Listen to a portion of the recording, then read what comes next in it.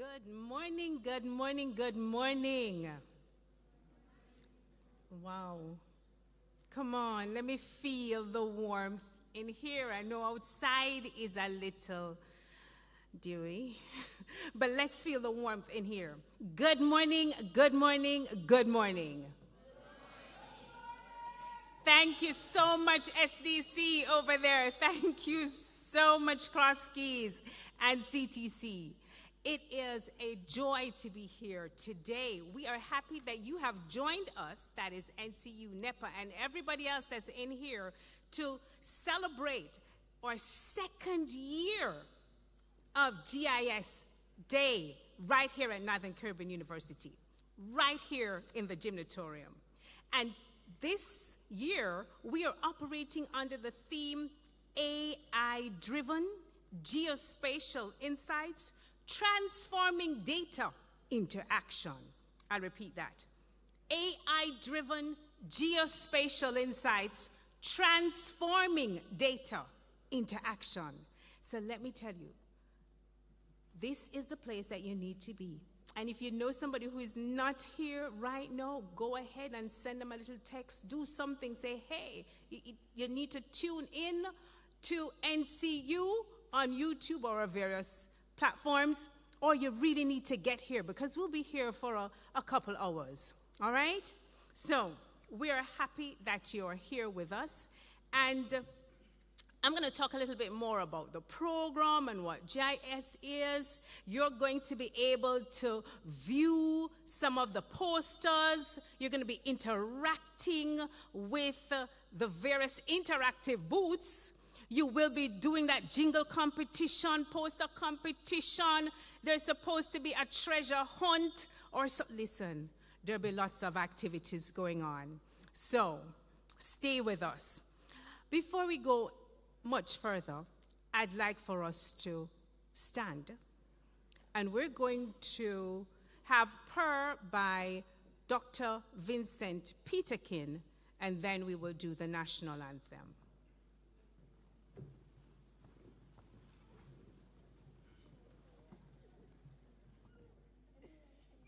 Shall we pray? Father in heaven, we thank you for this morning. It's a beautiful day. Thank you for the sunshine. Thank you for the rain. Thank you for everyone who has made it here to this gymnatorium today. We want to thank you for joining Mercies.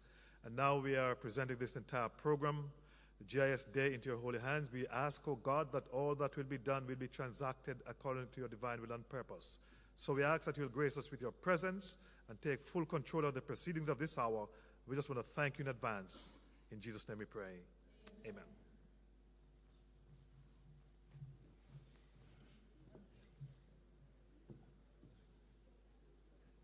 We'll now sing the national anthem.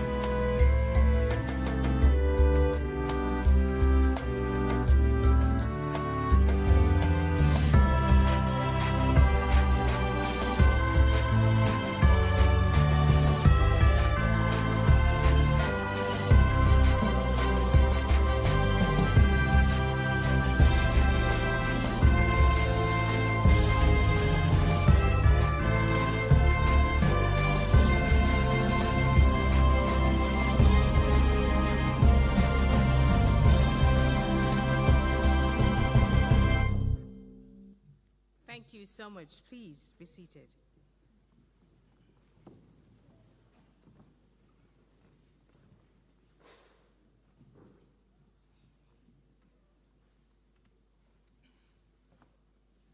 Okay, all right. So we're going to go through the order of the program. There have been a little bit of changes, not too much, just a few changes, but I will guide you through today.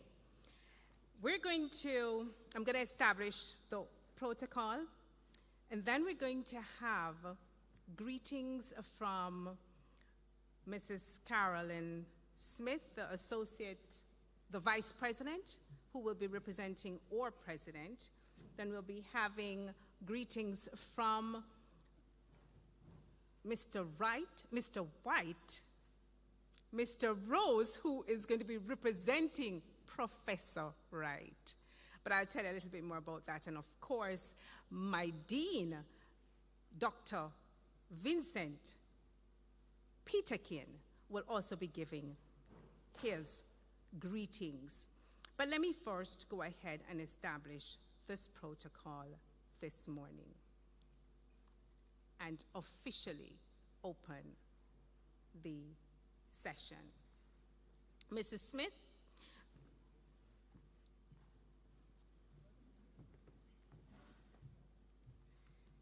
is joining us, and so I am going to allow her to go ahead and just give her greetings.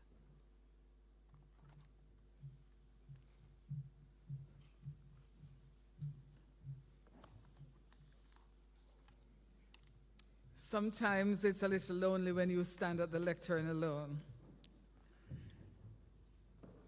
Welcome, everyone, to this GIS celebration. On behalf of our president here at Northern Caribbean University, Dr. Lincoln Paul Edwards, I am delighted to welcome you all to the second annual staging of GIS Day, hosted in partnership with the National Environmental and Planning Agency, NEPA. Today, we have come together to explore the exciting intersections of technology, data, and innovation in the field of geographic information systems under the theme AI-driven geospatial insights, transforming data into action. It is therefore our privilege, as I join our president, to have you here today, as this event is most distinguished where individuals from academia and the public service are gathered in one place right here at NCU. Therefore, I'd like to welcome specifically the representative of Lieutenant Colonel, the Honorable Garfield Green Custis of Manchester,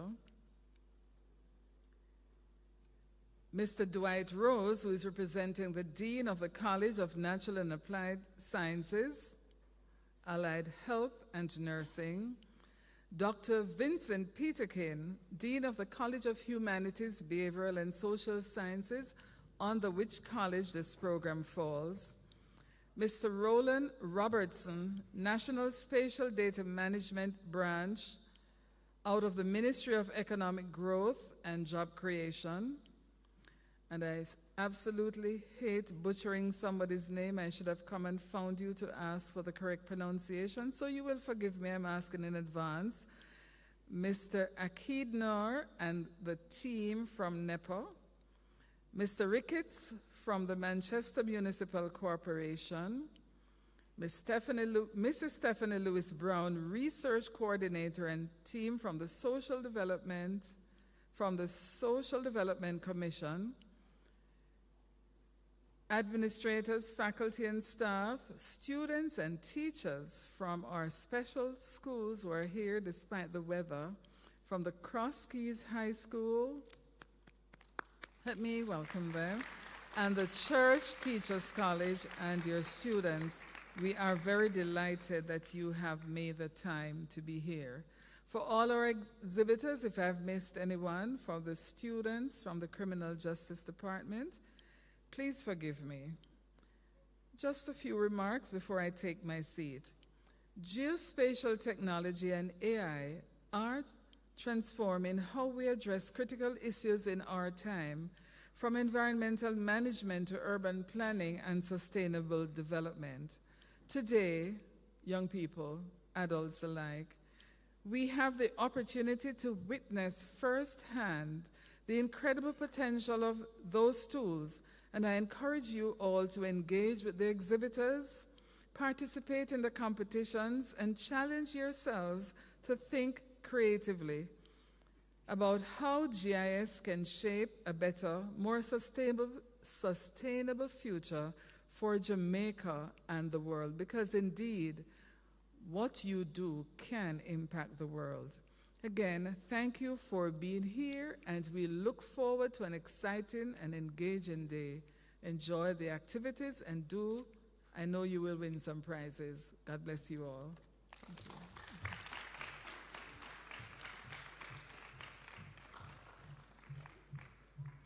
Thank you so much, Mrs. Smith. After Mrs. Smith, we're going to have Mr. Rose, followed by Dean Peterkin.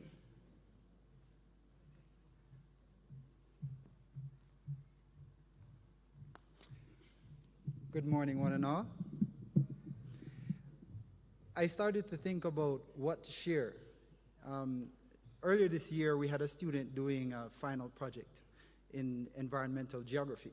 And he wanted to find out whether or not the land in some places in Clarendon supported the development of mosquito larvae. You know, the idea of ponding, because, you know, when rain falls, it either percolates into the ground or it stays on the surface for a period of time and then eventually dissipates. And he wanted to find out whether or not the soil types in certain places in Clarendon supported mosquito development. So he first started by going on location and trying to collect data. And as he did such, he kind of got frustrated with the technology that was, the simple technology that was being used to test the soil. So he moved over to satellite imagery, trying to have an idea as to the contour of the land and how that worked together to support certain types of ponding. And he did his presentation, and I just realized in that instance that there is much that we can learn from utilizing GIS and geospatial technology. So I usually every year carry my students out on trips, and we go into the bushes, you know, that's what they would call it. And so there's a place in Clarendon by the name of Alligator Hole. And in Alligator Hole, you have 1 or 2 crocodiles, you have some manatees down there. But when we got there this year, a portion of the road surface was literally scraped off by water which came out from underground. And so in putting things in places, you know, like the highway that we developed between Williamsfield in Manchester and Maypen, that stretch of highway, you know, has made it possible for a lot of individuals to arrive in Kingston quickly or to arrive in Manchester quickly from that location. So it is a good thing for us on the surface, but then somehow all of that water got channeled into underground areas, and that caused devastation that I've never seen before in that region. So when we think about utilizing artificial intelligence and combining that with geospatial technology, it means that we have to think also about the consequences of our actions, whether in agriculture or in marine science or in farming or in things like road construction or in the development of towns and municipalities. When we think about the concept of geospatial analysis, we're just moving that much faster with AI technology. It's not like geospatial analysis, as you will see today, is anything new.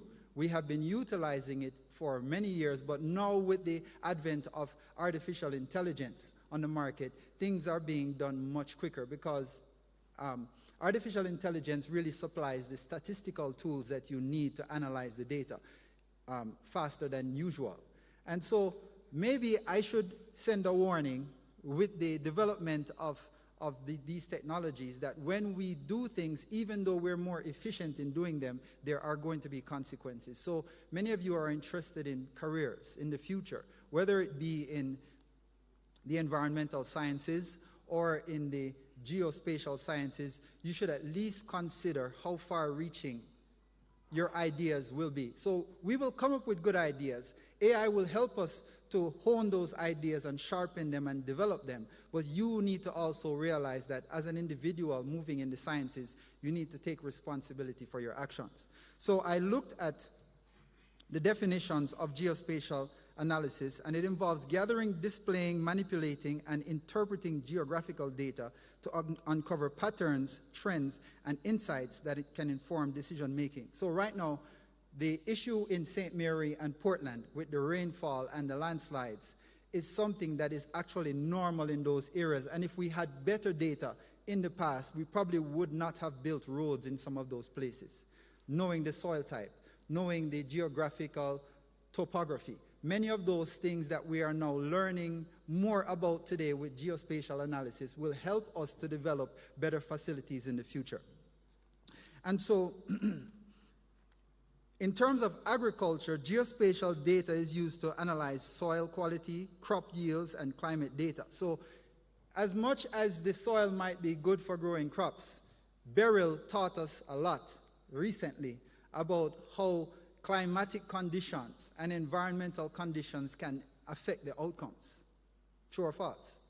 I mean, we're still, I spoke to a farmer just last week who grows banana, and he said, well, it takes about 6 to 7 months to recover in terms of a banana crop. And then some other storm came, a rainstorm came and damaged the new crop that had just grown. So it's almost like we're set back a couple of months just by climatic conditions. So when we're looking at the equations, AI should help us to look at all of the parameters together, which will give us a better understanding as to how we can prepare for what is coming. So on behalf of the College of Natural and Applied Sciences, Allied Health and Nursing, the Dean, Dr. Vincent Wright, the Associate Dean, Dr. Erica Robinson Sturridge, the faculty and staff and students of our colleges within that, our departments within that college, I would like to encourage you to come at least to NCU and to share in some of the developments that we have in those fields, because we are also interested in developing technology and ideas in terms of utilizing both AI and spatial technology in understanding this world in which we live. Thank you for being here.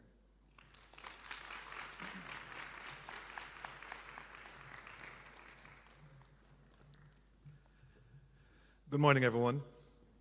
And I want to use this opportunity to not only welcome you to Northern Caribbean University, but I also want to welcome you to the College of Humanities, Behavioral and Social Sciences. As a matter of fact, you are now being hosted by the Department of Behavioral and Social Sciences, within which this context is established.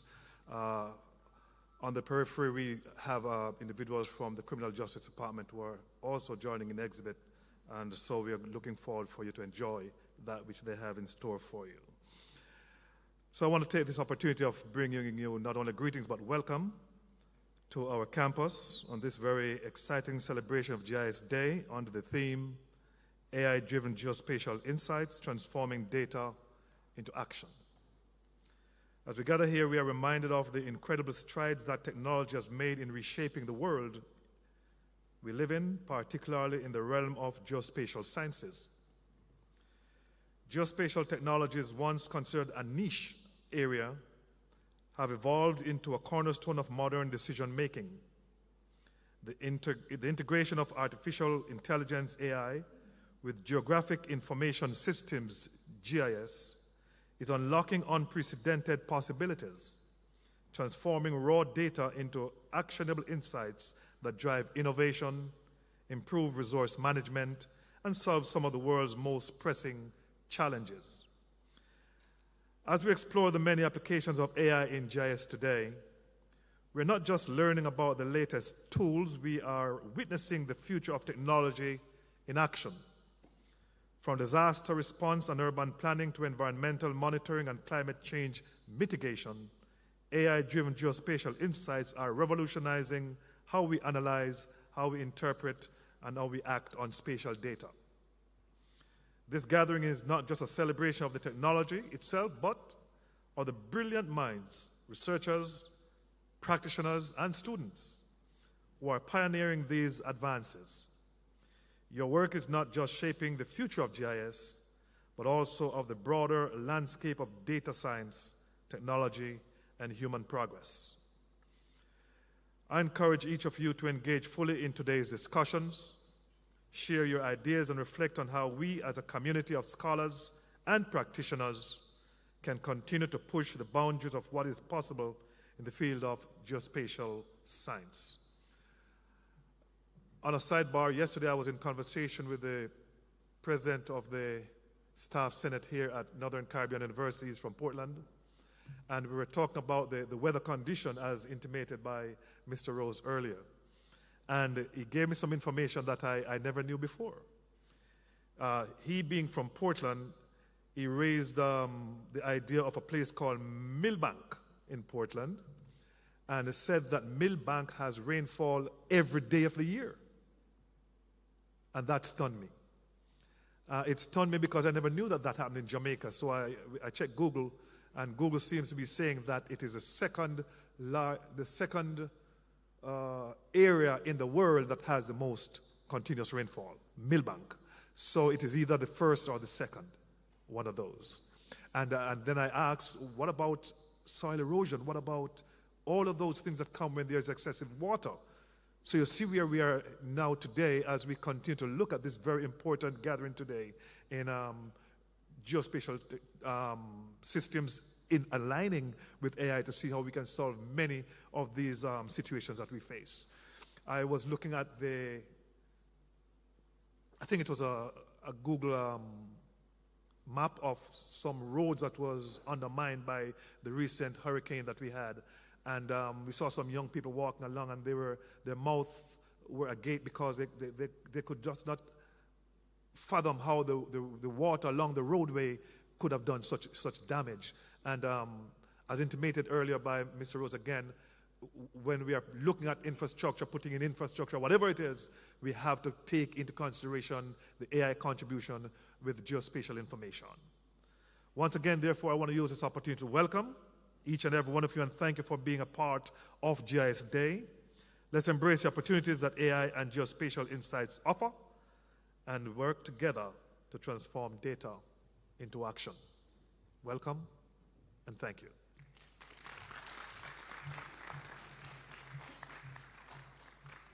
Thank you so much. Thank you so much. Now, I noticed you were listening intently. So I have one question. Actually, I have two. So let's start with the first one. What is AI? Anybody knows what AI is? Huh? No, man, talk up so I can hear you. Artificial intelligence. Yes, you're right. Do you use it any at all? Are you exposed to artificial intelligence? Okay, all right, give me one example of its use, that you use. Who? Schoolwork? You use it to the schoolwork? Aye. How you use it to the schoolwork? Research. Very good, research. What else? Your project. Like you say, I want to have a 4-paragraph or 4-page essay on AI in Jamaica? No, that's not how you use it? Okay, tell me how you use it. They're shy. Yes, ma'am, tell us.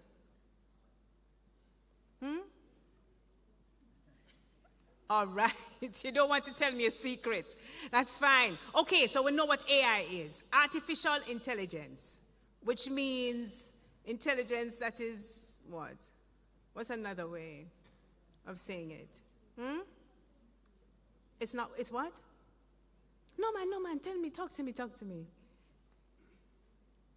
It's machine, right? Let's use machine. It's machine learning. Yes, technology, very good, machine learning. Okay, so let's jump now to the other one. Another word you would have heard would have been geospatial. What is that? What is geospatial?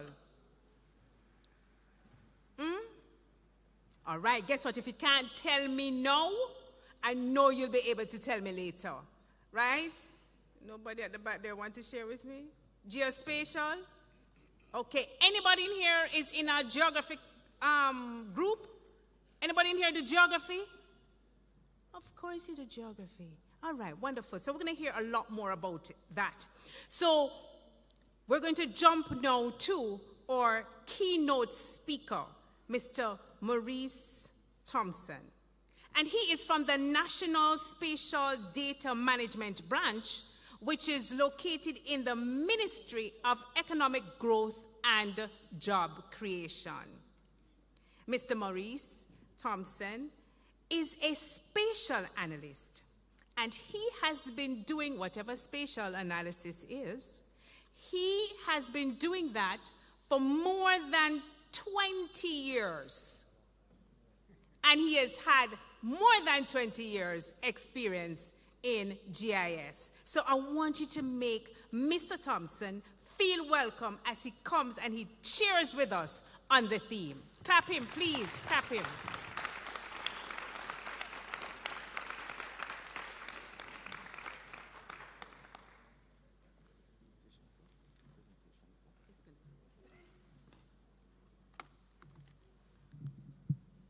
Good morning, everyone. Good morning, students. Welcome. Teachers alike, stakeholders, welcome.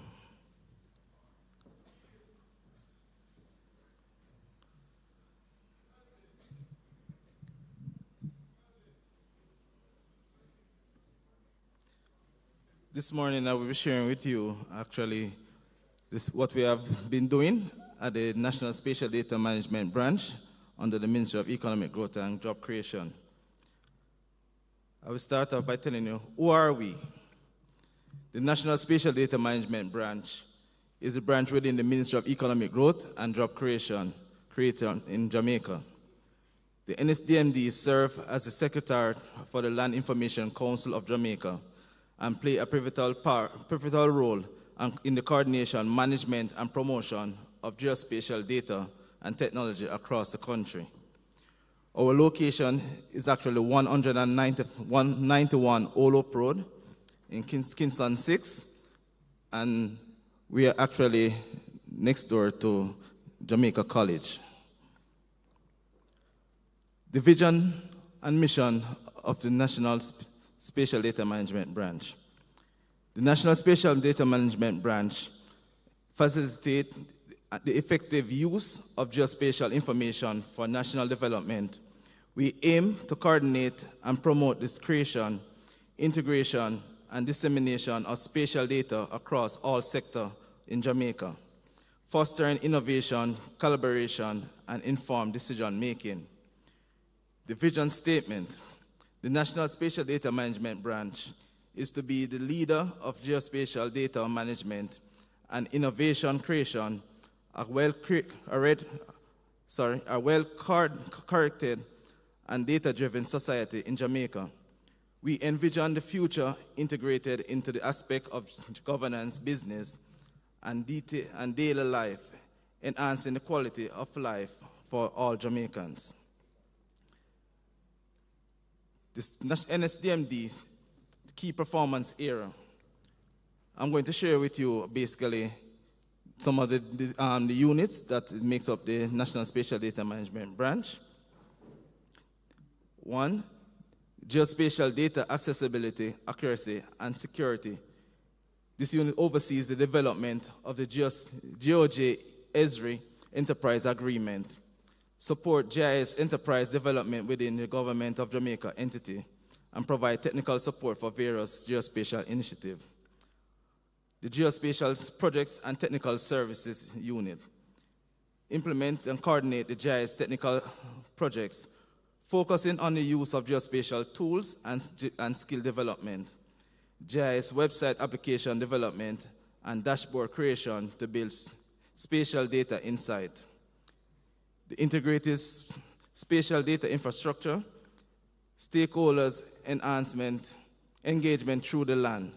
Information Council of Jamaica, that's the LICJ board, both private and public bodies, aligned with the UN Integrated Spatial Information Framework and UN GGIM, Spatial Data Policy formulation to enhance strategic impact and effective.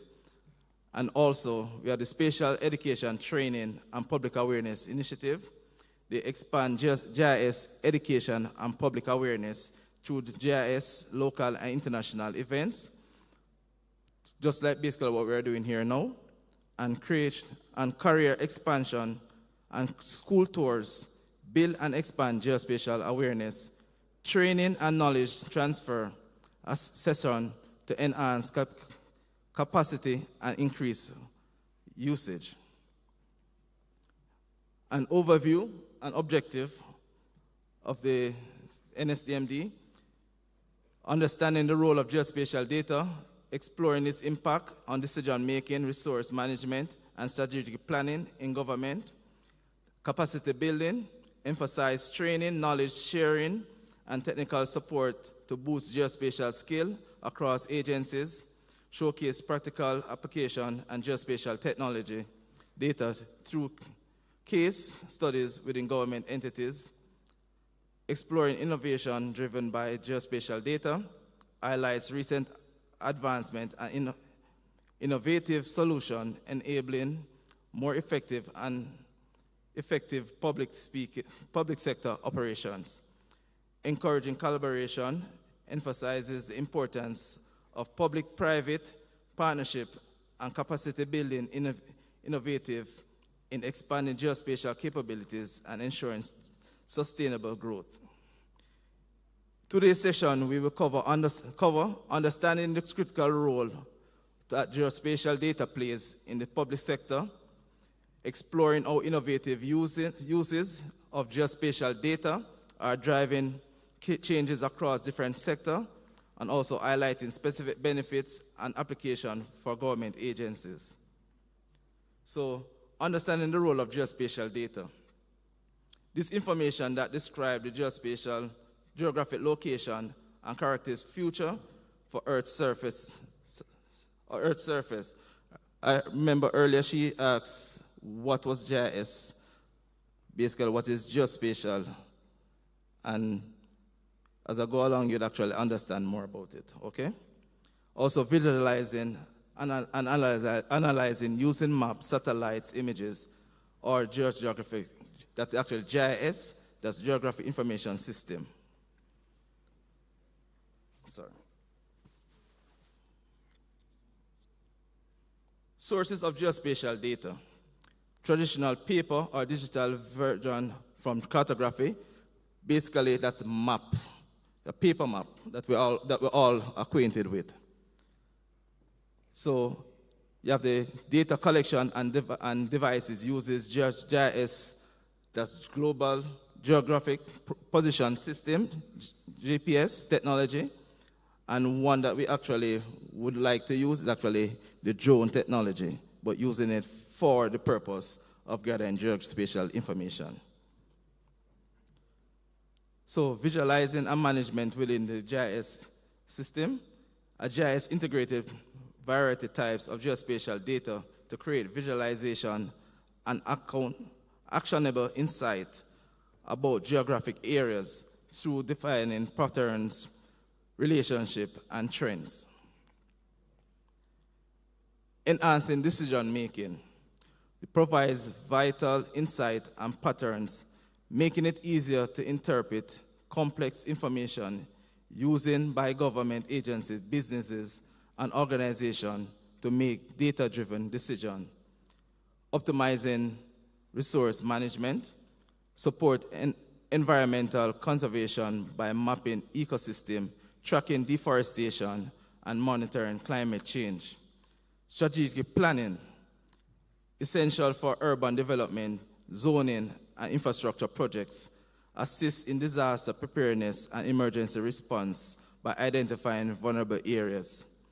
And the business aspect, evaluation and market sensitization, helps in site selection, property valuation, and market analysis, enhancing customer targets and supply chain efficiency.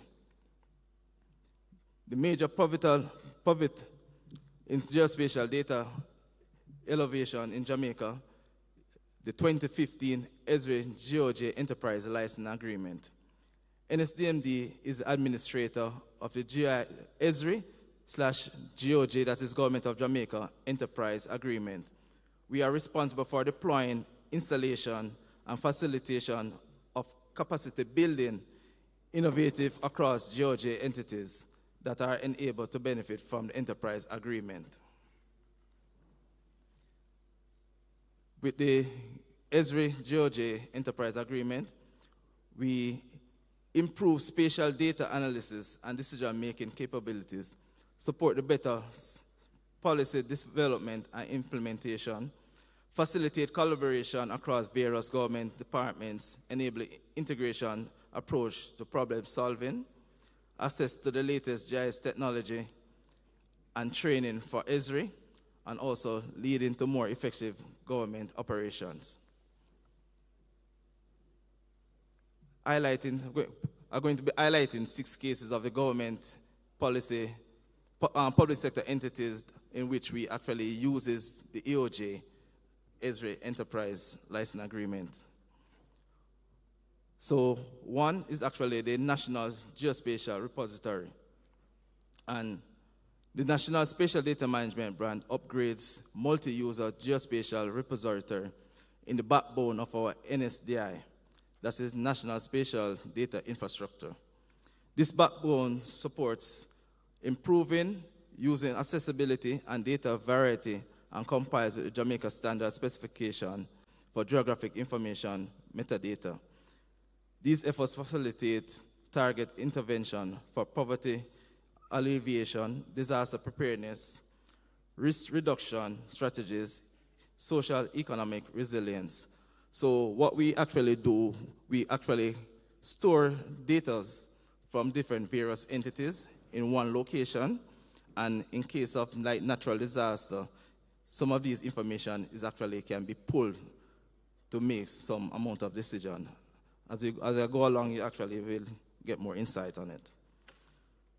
Also, for the AI machine learning in sargassum monitoring detection, the sargassum monitoring project with the Tourist Enhancement Fund utilizes a custom AI model to detect and analyze sargassum along Jamaica coastline.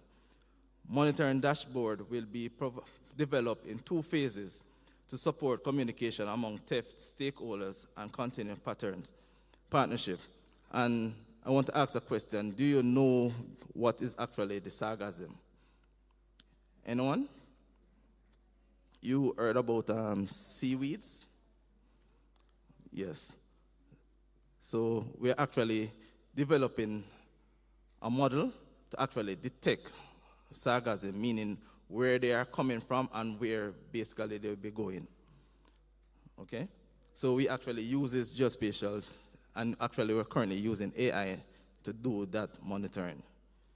So with T-Carta modeling machine learning approach successfully identify sargassum with the results were related the data from the University of South Florida. So on their database, actually, we gather that information. We also uses geospatial information during COVID along with the Ministry of Health. So we actually be able to track where COVID cases were related. So during that time, we actually monitoring using geospatial information. Also, with the National Response Team, NERGIS, normally during a disaster or after disaster, we partner along with ODPEM, Office of Disaster Management Unit, so actually go to them and actually gather information. So we actually use this information to gather that. And also with the Forestry Department, they use this technology to do a land cover every 10 years. So they actually use this information in assisting them to go do that model. And with the National Water Commission, they actually uses GIS in terms of, to assist them in terms of reader meeting. So when the person actually goes out with the device, they actually just capture the information. There's no need to be entering information anymore.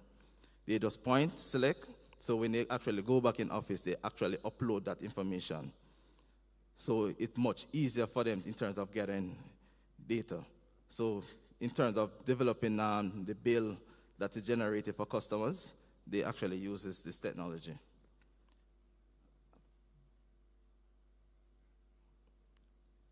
So basically, that's an insight of actually using GIS and AI technology for the government of Jamaica entities. Thank you. Are there any questions?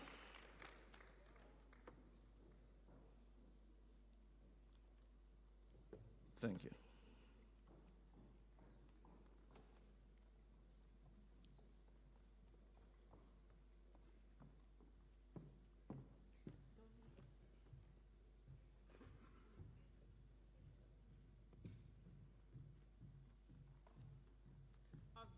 All right.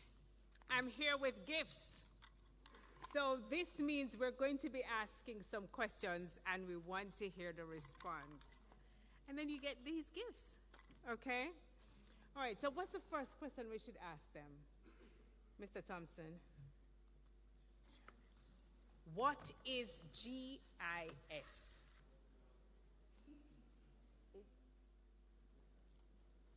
Anybody, the first person, very good. Stand on. Yes, GIS.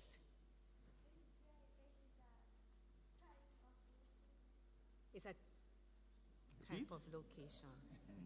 No. What does it stand for? Very good. I think it's a good start.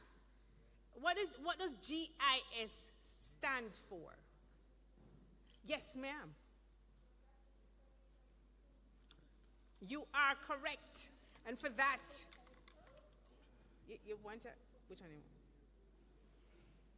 So GIS is Geographic Information System. So the next time you hear that, not JIS, but GIS, Geographic Information System.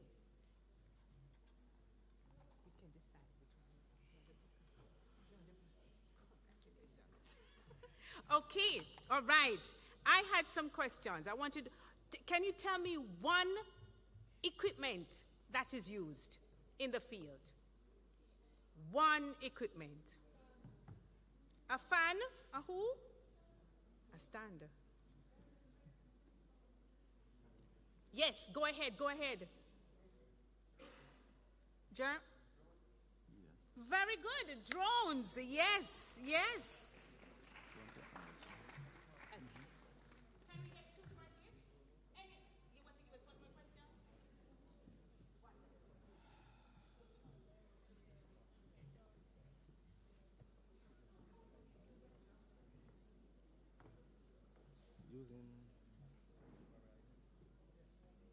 I can answer it? Yes, ma'am. Go ahead. All right. In the presentation, I mentioned some aspects of using the GIS technology. Can you name at least one area or department that uses this technology and possible how they use it?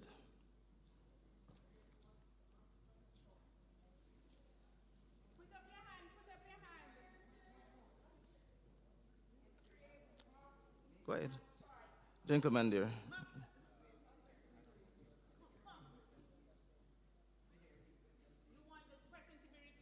Okay. Name one of the entity that was mentioned and how they use the GIS technology. Yes? How do they use it?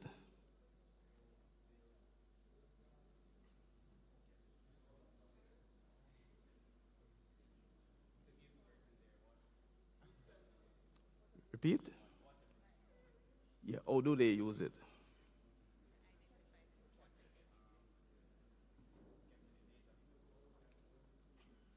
Okay, they capture the data with their smart device. Yes.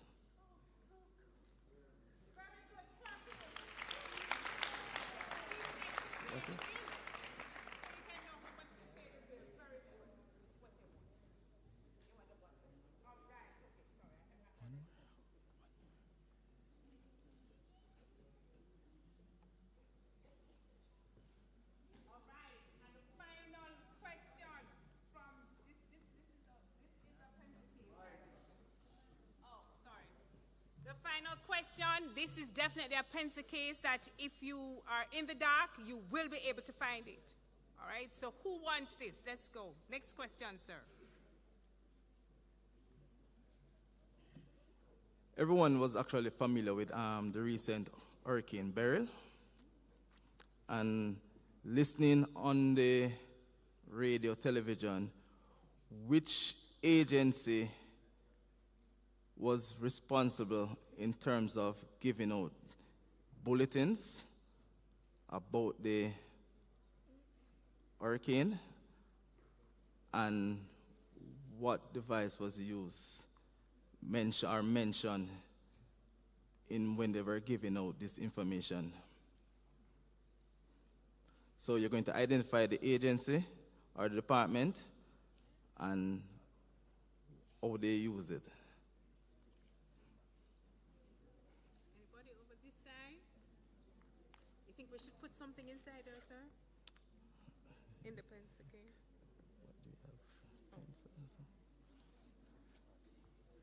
Don't be shy. So the first question, which agency or department disaster, hurricane? Miss Adpem. Repeat.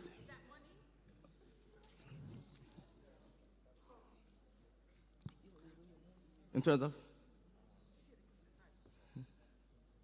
Who said it? Say it again. I want to hear your voice. Say it again. Miss Adpem.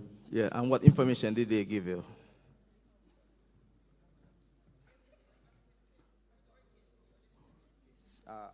Hurricane advisories, miss, and advices what to do, miss. Yes. So basically they tell you what to do during the hurricane and how to secure yourself during the hurricane. Yeah, and what, where, and how, what area to avoid flooding areas. So they actually use this GIS to give you that information. Wonderful. Okay? Come. He's fixing his shirt. Okay, thank you. He sounds like a budding geographer. Yes. I think he sounds like a budding geographer. Because basically all of you uses GIS. You use Google Earth. Yes. So using the Google Earth is actually using GIS.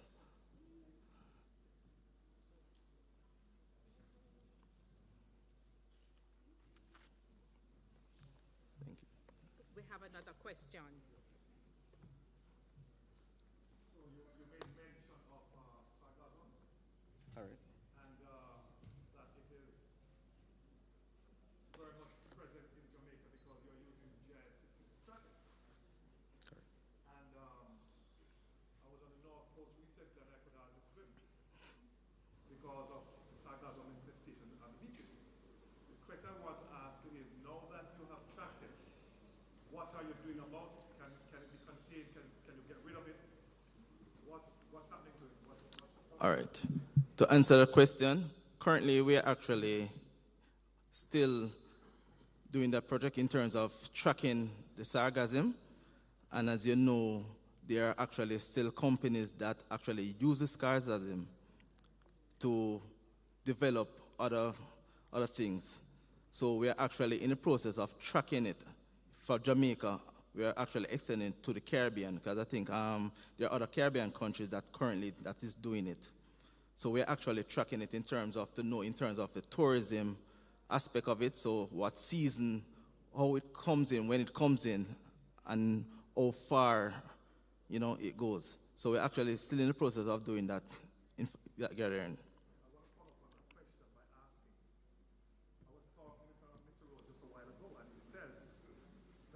Sargassum comes to the island with the aid of hurricanes and storms and things like that. That brings it in thousands of miles from Caribbean countries and even from South America, whatever. And sometimes it comes with snakes. Well, currently we have not found any of that yet in our studies. Because I figure more or less in terms of that, it depends on the country, the condition of the country. So in terms of we call it now, the if it can contain those species, yes. So it would seem to me as if there's much more to be done with the whole mapping process, because identifying where it is coming from, etc., is important, but equally as important is what it takes along with it. Yes. Instead of just sargassum alone, what else comes along with it that is contaminating our shores and endangering our people or species or whatever? Yes, because as I mentioned, it's actually we're doing it in 2 phases.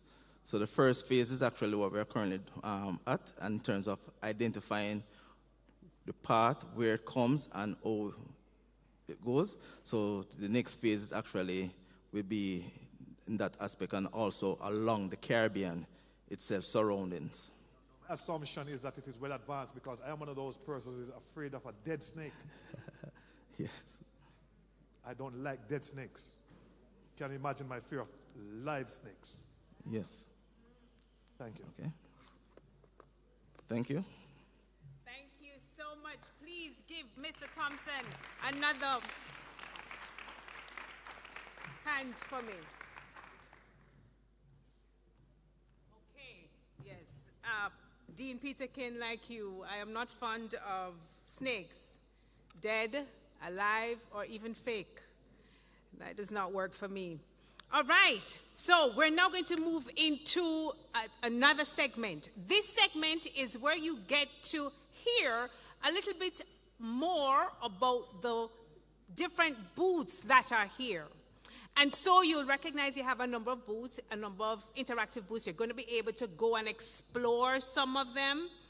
But our next booth that we're going to hear from, or representative from that booth, is from SDC, and she is the research coordinator, Mrs. Stephanie Lewis Brown. I want you to give her an applause, a rounding applause as she comes. Manchester is getting warm again, and she's going to be sharing with us about how SDC uses, how they actually use GIS. When they switch the slides, I'm going to need that. Who's the person? No, who's the person? Where's the person?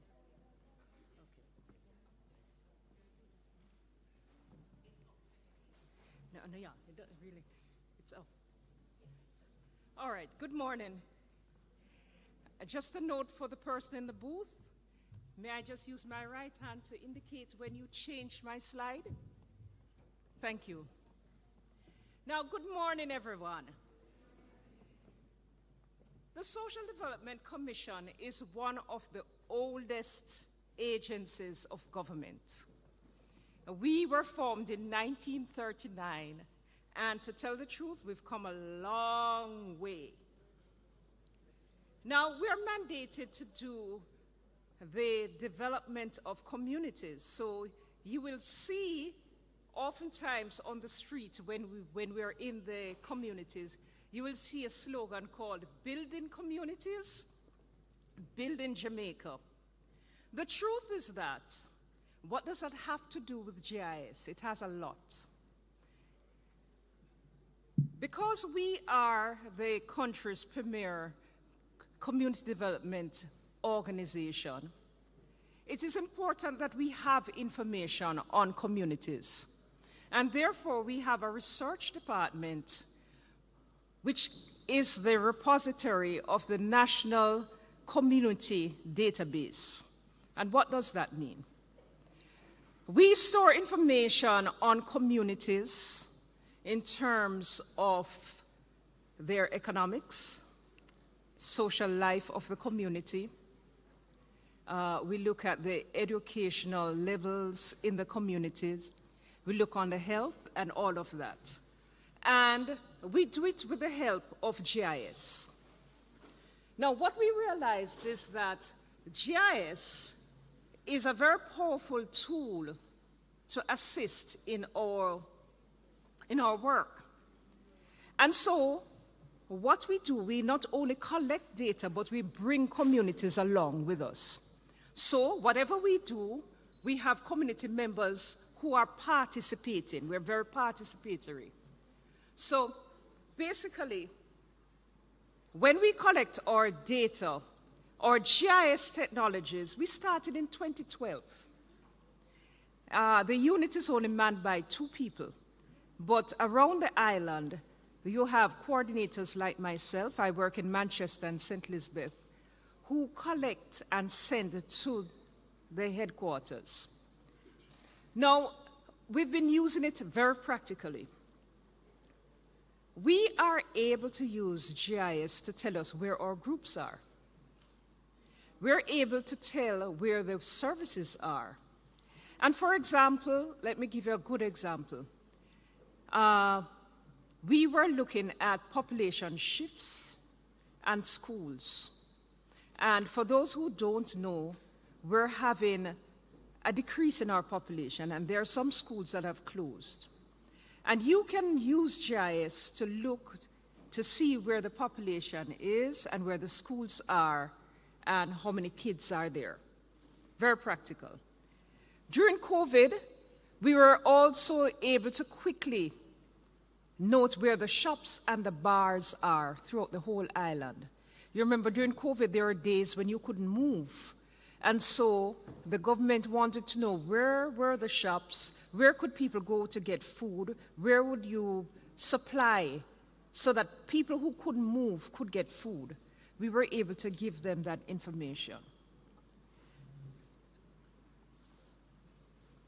Now, we not only use it for that kind of thing, we display community data, but we also track the progress of our programs.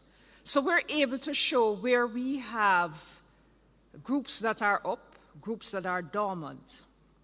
And one of the biggest outcomes of the SDC's program is asset mapping. Now, for all of the island, all our communities have a map. It's not only that they have a map. For all the communities, we know the size and the shape of the community. So if you look at Knockpatrick, you will note that it has a kind of rectangular, kind of boot shape. We know where it stops. So whenever we gather data, we're gathering data in the same space at different times. So we're not comparing things that are not the same. If we go in 2009 and we go in 12, it go in 2024, it is the same space that we're using to collect the data. And so we've been able to look at how things change in communities, and we're able to show it on a map. Now, asset mapping is one of the things that we do primarily with GIS. We do the special stuff, but each community has an asset map, and the asset map looks at what is in the community, what is missing, what is needed in the community. We know where the churches are. We can tell you for each parish where the community centers are and so on. Where are the cemeteries? Are the cemeteries located in areas where you have people, or is it in a place where there's flooding, that kind of thing? Now, we're able to look at resources because there are times when there is a decision to be made in terms of resources, where to put a school, for example. And we would be able to say, look, in Cedar Grove, there are mostly houses here, and you need to put a school there, for example. Now, GIS has helped us to organize our people to have an active role. When we go out and we take the points, we train community members, regular people, to use the Garmin. We use mostly Garmin and Trimble instruments. Currently, I am doing a survey of all the community centers and play fields within Manchester. We want to know whether or not these play fields are regulation size. whether or not they're at the stage where they can be developed. Because sports is big. And Jamaica is, if there anything that we're good at, it's sports. But what about the infrastructure? Is it lagging? Where can we develop that? Where are the cricket grounds? Where are the grounds that we could use for athletics? Where are the grounds that we can use for court games? Basketball, netball, volleyball. Do we have any areas where there are swimming pools that we can train people for swimming? Jamaica has had one athlete so far who has done very well in swimming. Is this something that could be encouraged? So we practically do things so that we can create action and change. So if there was ever an area where GIS is changing the landscape of Jamaica, it is the work that we do at the SDC. We do hazard mapping along with partners. So we look at bushfires because that has an impact on farmers. If you're impacting farmers, you're impacting the community, because if you have planted out your scallion and the bushfire has come and passed through it, that's millions of dollars lost, and it has an impact on people. So our work is totally geared at getting people involved in changing what's happening with them. Now, we have been able to do a grid work of Jamaican communities. We know how many communities are in each parish. For example, Manchester has 81 communities, and you might say, no, there are more, but no. These communities have districts, and we're able to map all of that, show the space, and we can overlay that with the kind of facilities that exist within that space. Now, when we are working in the field, we train our community development officers in how to use the GPS units, but we also train community members. And after the training, we get people to go out. It's a mixture of community officers and community members, and they fill in information in terms of what exists. For example, for my survey that I'm doing now with the play fields and the community centers, we would fill in information like, who is in charge? What's the contact for that person? In 2017, we did a similar survey where we looked at where the emergency shelters were. And one of the things that we found out was that a lot of the shelters did not have current shelter managers.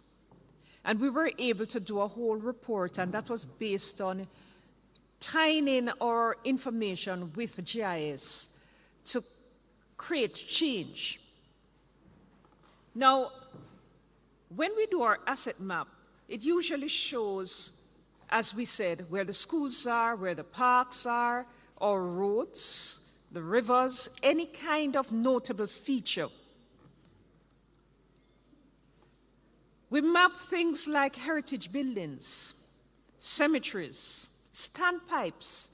We've done a island-wide mapping of standpipes because there were cases where standpipes are being taken out. And there are some communities where you don't have a lot of water, and sometimes they only have 1 or 2 standpipes. The information would inform where these standpipes should be. So it doesn't make sense that you talk about taking out a standpipe and the people have no alternative, especially when we're in a drought-prone area. So we use it for advocacy, so the community groups can go to the parish council and say, look here, man, you can't take out the standpipes. This is the effect that it's going to have. So our GPS work with GIS has direct impact on you living in a community.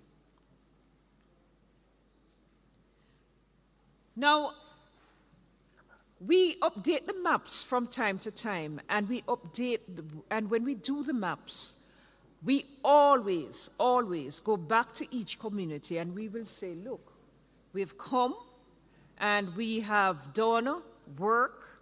This is what we found. Is this true? So we bring the people in all the time. So our database is one of those databases that is shared.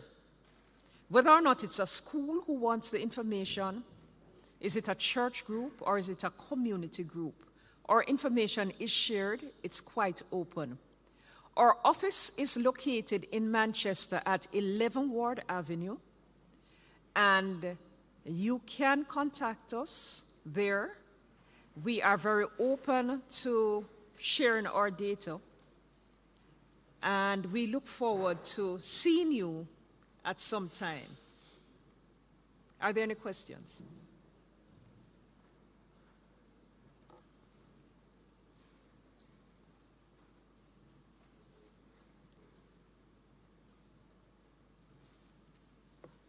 If not, I want to say thank you.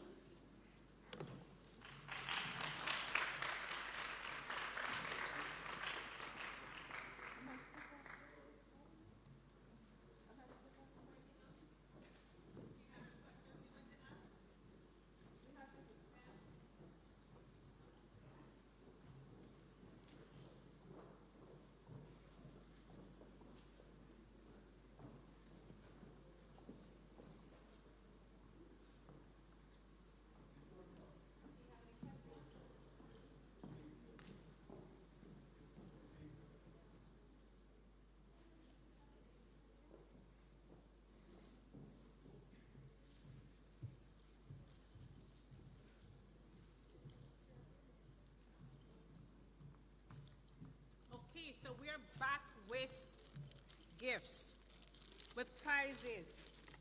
I'm liking this one. Okay, so go ahead and ask the question. Can you give me one example of how we use GIS in communities to change what's happening in communities? Go ahead.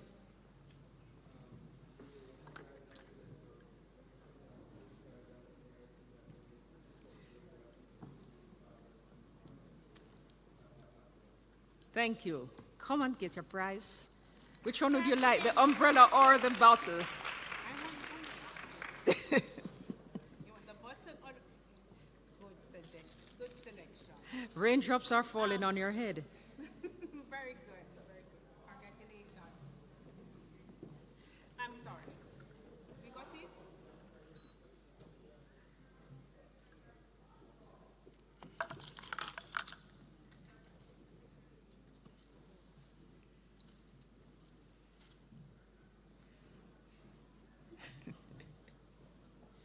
All right, question number 2.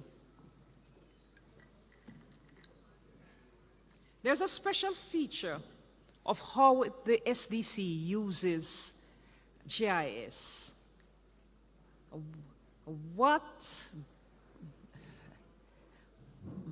I shouldn't ask it like that. Okay. I shouldn't ask it like that.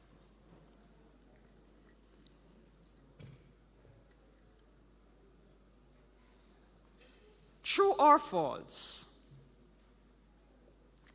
The SDC uses community members in our work with GIS. True or false?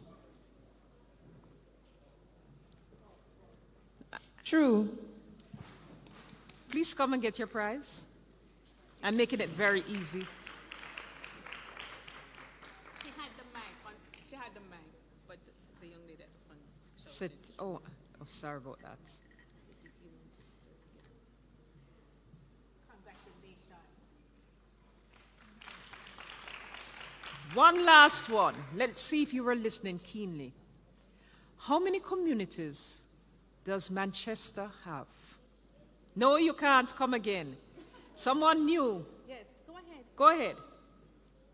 80 what? No. Can we give her something because this is the third time she's Okay, can you come to the booth with me? The young lady. Yes. Come to the booth. Thank you so much. Thank you so much. So SDC is doing a lot, collecting data and acting on that data, transforming communities because of the data or as a result of the data. So we're now going to move to the next booth, and that booth is NEPA. The main sponsor here, NEPA. So let's clap NEPA, and we're going to have someone talking to us a little bit about NEPA. Do you want me to? Okay. What is NEPA? Where is NEPA? What does NEPA do? Those kinds of things we're going to hear today, but more so what they do. Okay?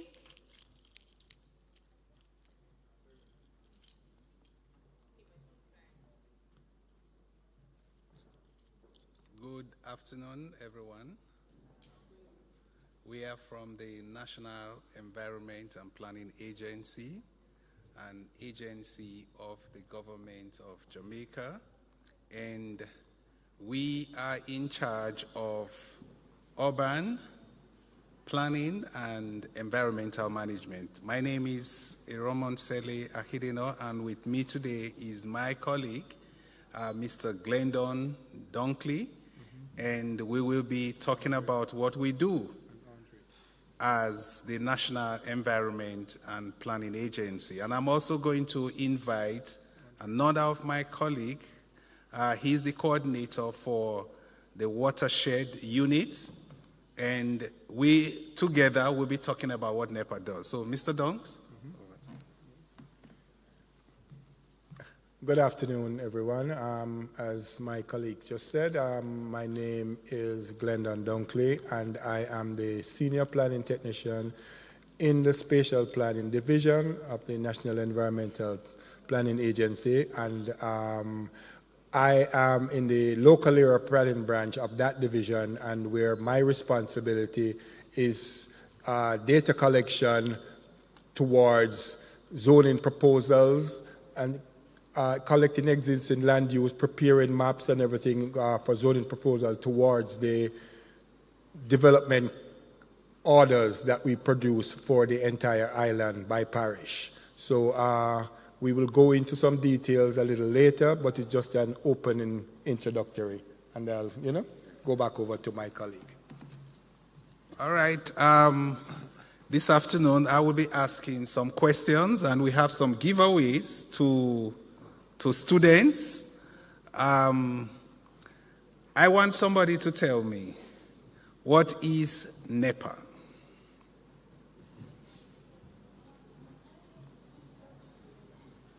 Yes, let's hear you.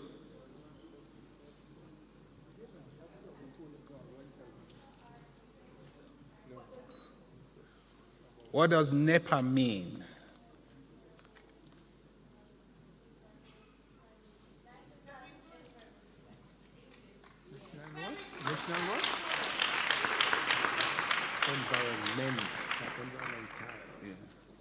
All right, so I'm going to invite Andrew Reed to come and tell us about himself and what he does at NEPA. Good day, everyone. Well, as my bright young friend at the front just mentioned, NEPA is environment and planning. So Mr. Dunks would represent the planning side, I represent the environment side. So at NEPA, even though we have a GIS unit, you'll find that different professionals within the space are actually utilizing GIS to make decisions in line with their profession. So Mr. Dunkley would have mentioned how they use GIS to inform land cover or to get land use information. But do you believe, and anybody can answer me, do any of you here now believe that they can use GIS to determine what causes a fire? Yes or no? So think about it. Do you think you can use GIS to determine what causes a fire? So in general, for example, we all know that there are satellites. Back in the old time, when you think about satellites, you think about TV. But now you think about satellite, you probably think about Elon Musk. But there are satellites circling the Earth at any given point in time, and those satellites provide information. So one of the informations that you can get from those satellites is incidents of fires. So one of the stuff that we've been looking at is how those fires are represented spatially across the island. So basically where they occur. And if you were to look at it in conjunction with information on our weather patterns or our climate patterns, you're able to determine which fires are likely to be man-made versus which fires are likely to be as a cause of natural incidents. So that's some of the ways that we actually use in GIS to look at first getting information and then using that information now to determine where do we need to be putting in initiatives. So before the study, there was actually a legislation that was passed that looked at restricting open burning across the island. So now we can probably use this information to evaluate the extent to which the legislation is actually achieving what you wanted it to achieve, and whether or not you need to be targeting different areas based on whether or not it's a natural fire or it's a fire that is being caused by man.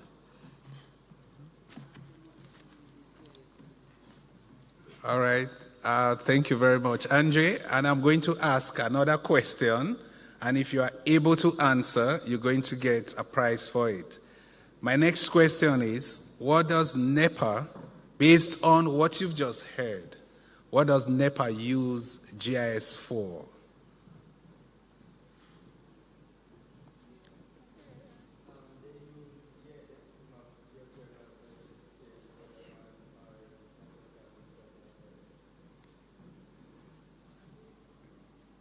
All right.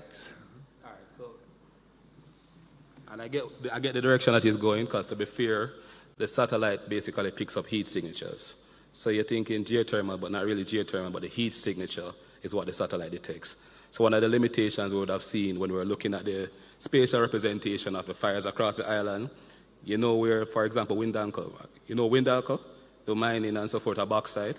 So you know the one that is close to the rear core by Yuaton side, that big plant, when they drive past it, it smells something funny. So when you were to actually look at the satellite image based on the heat being generated by that facility, it's detected. So you'd have to take that out and say, well, it's not a fire, it's just a factory with high heat being generated. But you're correct, in essence. Yes. All right, so he's going to get a prize for that.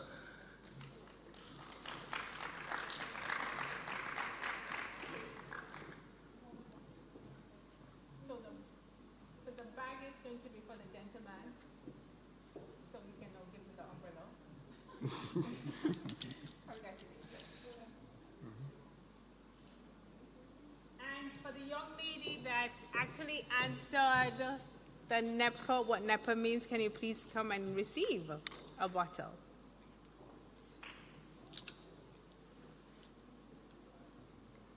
It can be a shared event.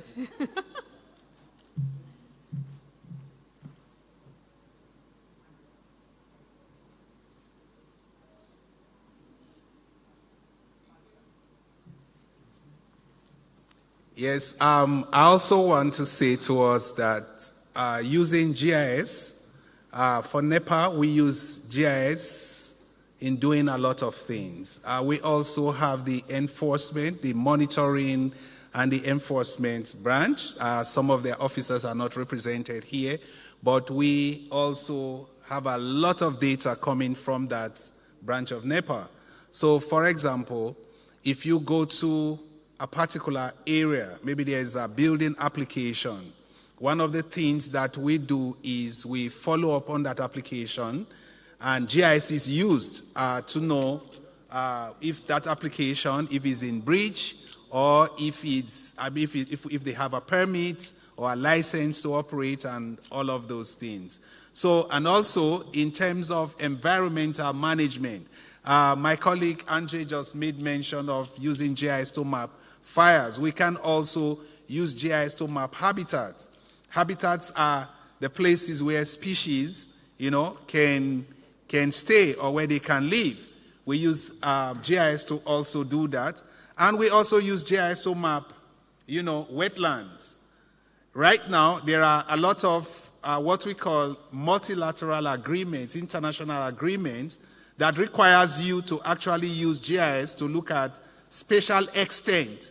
So when you are looking at wetlands in your area, we want to know what is the spatial extent of wetlands. Now, I'm going to ask a question. I don't know if this is the first time you're hearing about wetlands, but I'm going to ask a question. Who can tell me what a wetland is?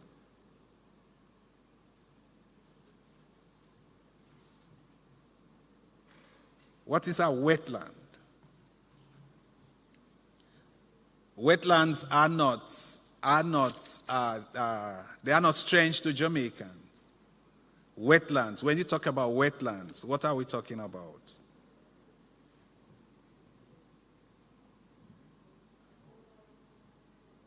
All right. I'm going to talk about, yes.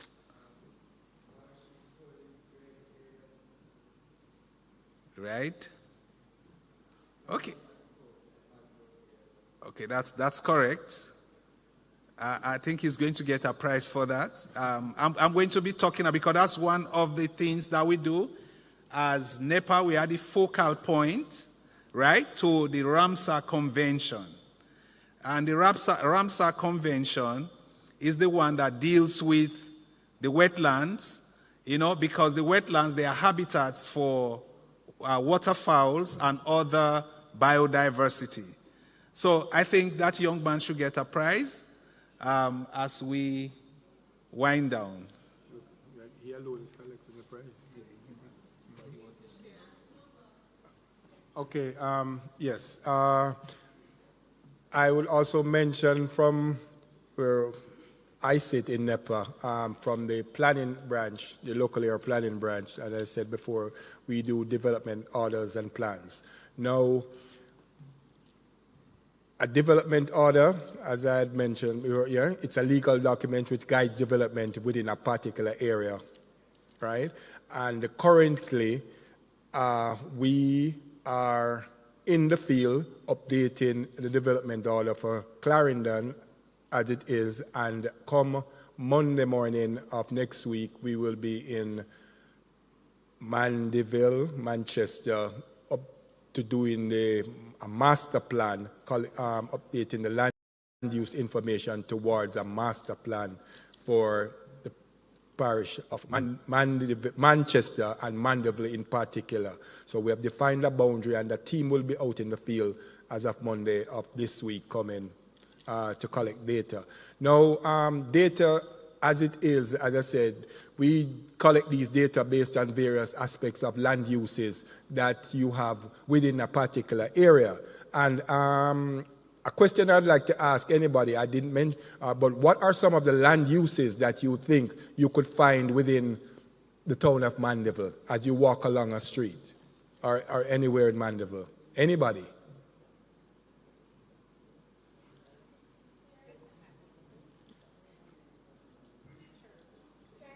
Yes? Yes. I'm not hearing you clear. Right, those are some of the land use classes, but the churches, but we classify churches as, they don't come under churches because it's not all places of assembly. We call them public assembly, right? Because there are churches and there are places of worship which is all different from churches. So we put them under category. You have commercial activities, you have residential, you have industrial, heavy industry, light industry, offices, open space, recreational, private and public, all of those spaces that you have there within that. So, and I would invite you all, as was mentioned before, to just come over to our booth. We have a live interactive map, and as we can see data being entered real time with using GIS, field maps, persons out in the field as we speak, collecting data in Maypin, Clarendon, and if we're doing it in Mandeville as we speak, we could have shown you that too, but we just that we are here today and they're out in Clarendon, right? So you come on out and to our booth and you can see us there. We have other activities within the booth, questions that will be asked there too, and some giveaways. And I think we should have a prize, Ms. Campbell, for the young miss about some of the land use categories that she would identify what you would find out there in the field? Yes? She's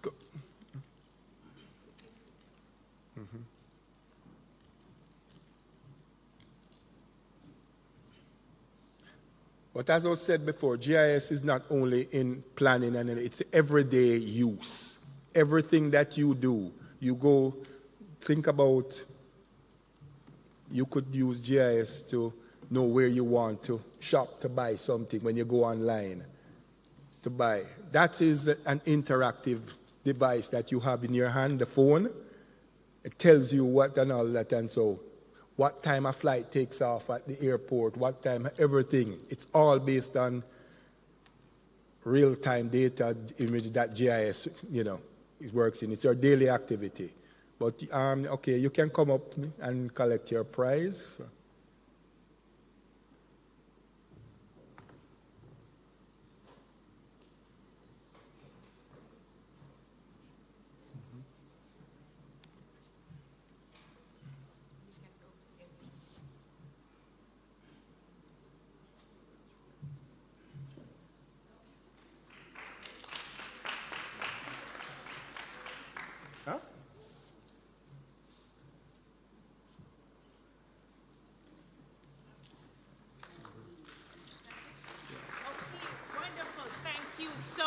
Thank you so much.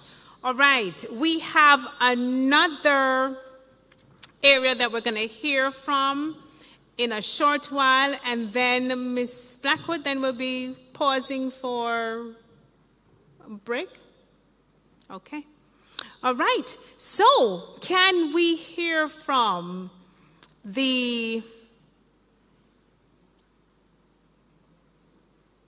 the National Spatial Board. Mr. Robinson. Mr. Roland? Okay, yes, can you just talk to us just a little bit? 2 minutes. About what you do, what is happening there under the Ministry of Economic Growth and Development. And that's where our speaker, our keynote speaker, came from. So you would have heard some of the things already, but he wants to talk a little bit more about what he does. Yes. So he's saying he's shy, but we know he's not. All right, so we're going to hear what's happening over there, and they have a really exciting booth as well. So during the break, please feel free to go ahead and look at that booth. All right, afternoon, everyone. All right, so at the National Spatial Data Management Branch, it consists of 4 units: infrastructure, projects, GSEP. 3 units, sorry, yes. What we do in infrastructure, we'd go around and set up the infrastructure, the enterprise, GIS enterprise, in different GOJ entities. So, for example, forestry, we'd set it up there. NEPA is another organization, NWC, NWA, and the list goes on. There are various projects that we are currently embarking on. One is, as Mr. Thompson mentioned, the Sargassum project. We are also a part of the Sparks program. There's a list of projects, but that's within a different unit. But overall, we are the governing entity that deals with spatial for the entire GOJ, and this also includes schools. So you find that the colleges, university, as well as we are pushing it out into the high schools now. So like lower sixth form, we're introducing it. So we'll come in and we'll do an assessment, and we'll also assist in crafting their curriculum, the program. So when the teachers deliver it, we're also part of that in terms of, as I said, crafting and teaching them how to use GIS. I think that's it for me. All right. So I am the GIS system administrator. I am, as part of, you have the infrastructure manager. So there are only 2 of us in Jamaica at the moment that actually does GIS in terms of the deployment into different GeoJ entities, and also covers the entire infrastructure as it relates to NSDMB infrastructure at 191 Old Hope Road. All right. Thank you so much. Thank you so much. So as promised, we're going to take a break right now, and you're going to be able to go and have a break. But when you come back, first of all, while you're on your break, go and interact with these interactive booths. We also have NCU here, recruitment and admissions. So you want to hear more about the programs offered, undergraduate, certificate, short courses, masters, PhD. Listen, go ahead. It's not too early for you to try and decide what you want to do or see the places. So you will hear from the representative that's seated there. And we also have a member from IADPA. Numerous books, devotionals, all of those things. You can go there and actually purchase a book. And we also have the Manchester Municipal Corporation, where you will be able to, this is a place you want to go to as well. You want to know about land and its usage and all those other things. How to mount a banner, where to mount a banner, all those kinds of things. You will be able to get that information from the Manchester Municipal Corporation. All right? So we're going to pause now for a break.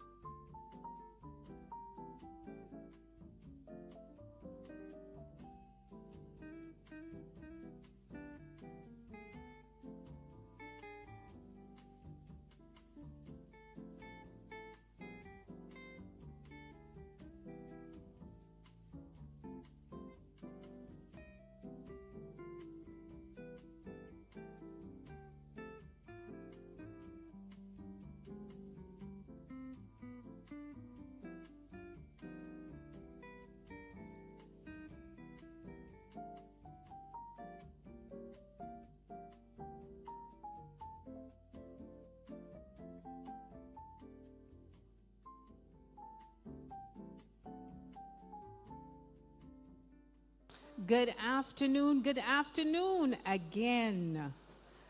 Welcome back from the lunch that was sponsored by NEPO.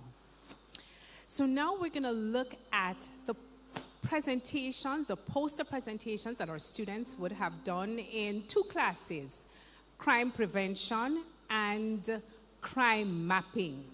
And today we have 3 students. A number of our students couldn't be here because of the weather, but there are going to be 3 students who will be giving a brief presentation on their research using ArcGIS. So the first person that I'm going to be talking with is Tiara Myers, who is going to be reading for another group member who isn't here. All right? Good afternoon, everyone. So the title of this poster is Utilizing ArcGIS Mapping for Crime Analysis. And this was a study of Kendall, Williamsfield, and the Newport area. The study revealed variations in crime rates, with Newport experiencing the highest incidence of serious crimes, while Kendall was the lower rate, possibly due to socioeconomic conditions and law enforcement resources. So just a brief background as to this poster. Authorities can pinpoint certain areas with a high concentration of criminal activity by using hotspot analysis. Law enforcement can focus on targeted actions and use resources more effectively and strategically by identifying high crime areas, and this is Eck et al. 2005. For example, in areas with high crime rates, they can improve patrols, surveillance, or community engagement programs. Law enforcement can better understand crime trends and patterns with the help of hotspot mapping. They can identify recurring patterns such as days or times when crimes are more likely to occur by analyzing spatial data.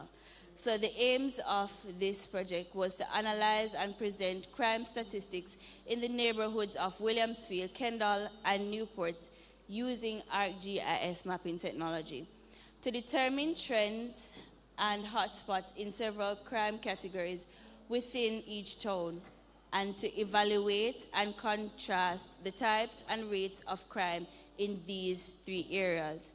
So the methods used: crime data for Newport, Williamsfield, and Kendall gathered from law enforcement agencies, government reports, and other reliable sources included incidents like break-ins, larceny, murder, rape, robbery, and shooting. So the following sets were done after obtaining the data. So it was ArcGIS Pro setup, symbolizing crime points, conducting hotspot analysis.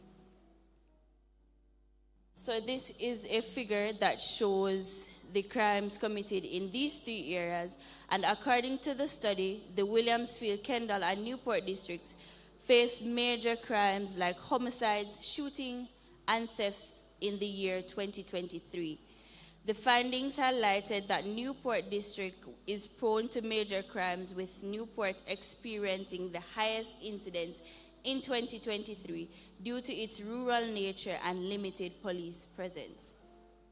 So a conclusion to this study: providing law enforcement organizations with visual representation of crime patterns and trends help them to make data-driven decisions, locating areas with a high crime rate and strategically allocating resources to deter and address criminal activity.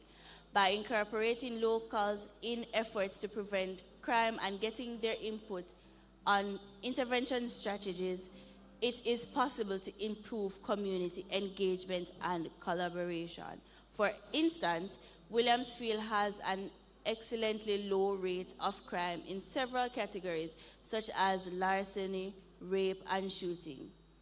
So the limitations of these studies are as follows: privacy concerns when gathering and applying private sensitive data for crime mapping. There is also limited success in addressing the underlying issues that contribute to crime, such as inequality, poverty, drug misuse, and these issues may call for more extensive social and economic interventions. So our recommendations are that environmental design be used. So upgrading street lights, installing surveillance cameras, and debushing blind spots in rural communities can aid in this. Social services and support by addressing the underlying socio-economical factors can contribute to criminal behavior, making social services, mental health resources, and drug abuse programs more accessible. So public awareness is also another recommendation. These campaigns can be used to encourage the reporting of suspicious activities to foster a sense of community and alertness. Thank you so much. And we want to just thank, there's an acknowledgement there for NEPA, particularly Mr. Ahidanor, who assisted us with his expertise. So we're going to move on to the next presenter, Nikisha Ebanks, and hers is on, what parish is this again? St. Elizabeth. So hers was on St. Elizabeth. Good afternoon again, everyone. So my crime mapping actually is on a district in St. Elizabeth, Barbary Hall. So as we all know, ArcGIS technology has gained attention as a potential solution in fighting crime. So we would ask the question like, where? Where in set of location? Right? So this research was done to create a hotspot map of the community of Barbary Hall and to identify current location of crimes. It was done using data collected from police records and also the GIS software. So during the research, robbery and burglary are most prevalent crimes that occur in the community. Abandoned buildings used as a cover for criminal activities. And Barbary Hall is within the Black River Division, comprises of 4 zones with 11 police stations. These are maps that were created using ArcGIS. This one here is the hybrid imagery, which shows main road and off roads that perpetrators can use to escape whenever there is a robbery. There we also have a blueprint, and we have also the open street view. So all of these maps here shows you streets, different routes that perpetrators can take to escape. And by having this information, we can actually apprehend those perpetrators before they escaped, because we know exactly where they're going. If they're going north, if they're going south, we know we can take the other way around and actually corner them. And this is also a satellite view which shows you the exact location from a restaurant in the community to a nearby escape route. And for future research and recommendation, GIS can be used with other predictive technology, and by meaning that other data, current or before, we can put those data together and use them to analyze crime hotspots.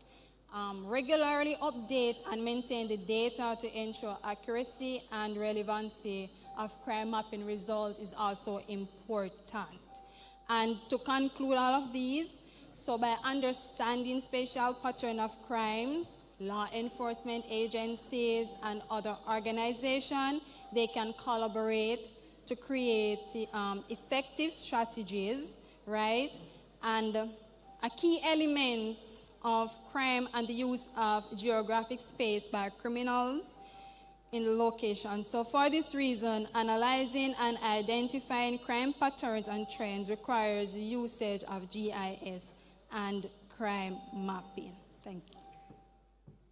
Thank you so much, Missy Banks. Thank you so much. And our final presenter today is Roxanne Temple.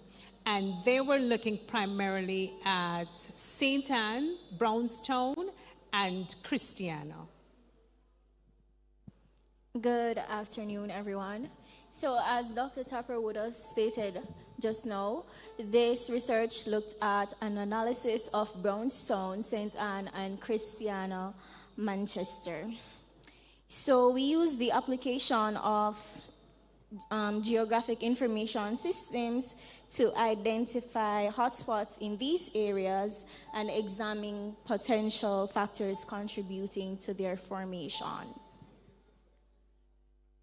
So, as it relates to the literature review, geographic information systems is used in various fields, including crime mapping, public health emergencies, urban development, and natural resource mapping. Studies have used GIS to detect crime hotspots and analyze environmental factors contributing to crime.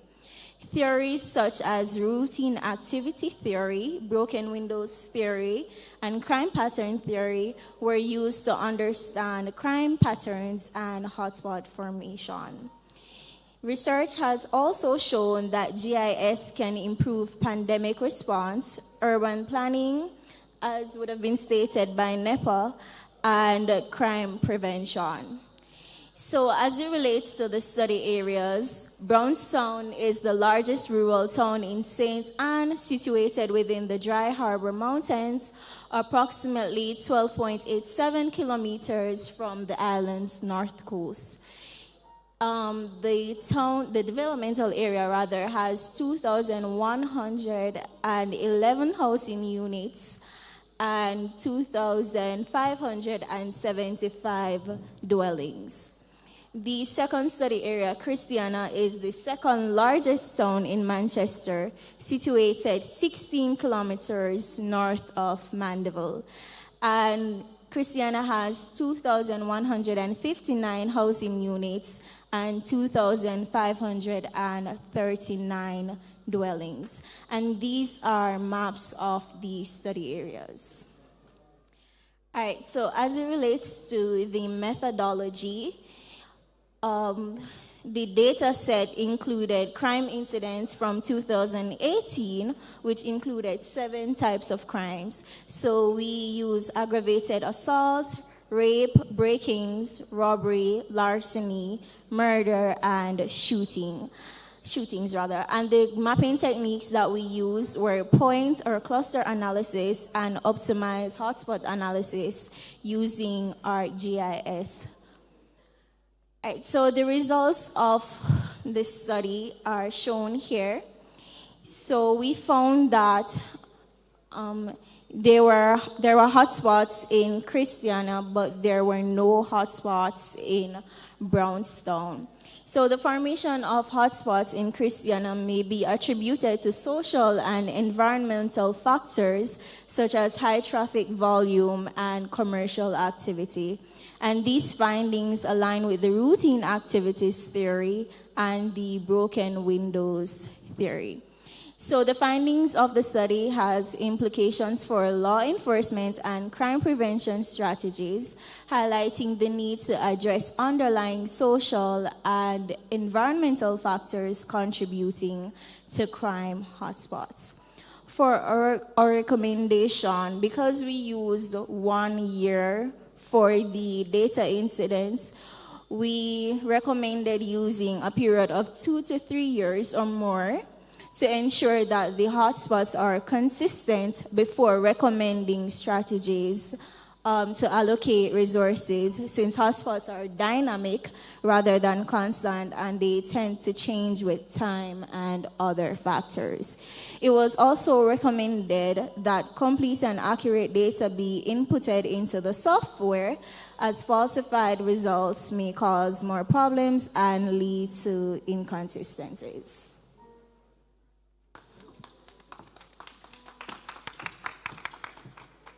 Wonderful. Thank you so much.